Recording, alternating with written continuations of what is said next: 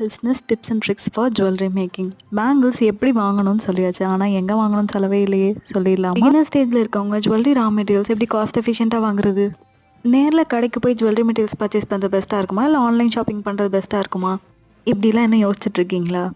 என்ன கேட்டால் நேரில் போய் ரா மெட்டீரியல்ஸ் பர்ச்சேஸ் பண்ணுறது தான் பெஸ்ட். இதில் நிறைய அட்வான்டேஜஸ் இருக்குது. நீங்கள் நேரில் போய் வாங்குறப்போ அதோட மெட்டீரியல் குவாலிட்டியை செக் பண்ணி வாங்கலாம், என்ன கரண்ட் ட்ரெண்டுங்கிறத தெரிஞ்சுக்கலாம், அண்ட் மோர் ஓவர் மணி நிறையா சேவ் பண்ணலாம். இல்லை என்னால் நேரிலலாம் போக முடியாது, எனக்கு வீட்டிலேருந்து ஷாப் பண்ணுறது தான் கன்வீனியண்ட்டாக இருக்கும். ஆனால் நிறைய பேஜஸ் இருக்குது, எப்படி சூஸ் பண்ணுறது? இதில் கைப்புள்ள பஞ்சாயத்து வேறு இருக்கே. யார்கிட்ட தான் குவாலிட்டியான மெட்டீரியல்ஸ் வாங்குறது? ரொம்பவே எக்ஸ்பென்சிவாக இருக்குது. இதில் பார்த்தா அதுக்கு ஷிப்பிங் சார்ஜ் வேறு பாதி வந்துடுது. இப்போலாம் வருத்தப்படுறீங்களா? நான் சொல்கிற இந்த சிம்பிள் ட்ரிக்ஸ் மூலிமா நிறையா மணி சேவ் பண்ணலாம். ஃபர்ஸ்ட் திங், ரா மெட்டீரியல்ஸை வெப்சைட் வச்சுருக்கவங்க கிட்ட வாங்காதீங்க. ஏன்னா அதில் பிளாட்ஃபார்ம் ஃபீ, ஜிஎஸ்டின்னு அடிஷ்னல் சார்ஜஸ் நிறையா வரும்.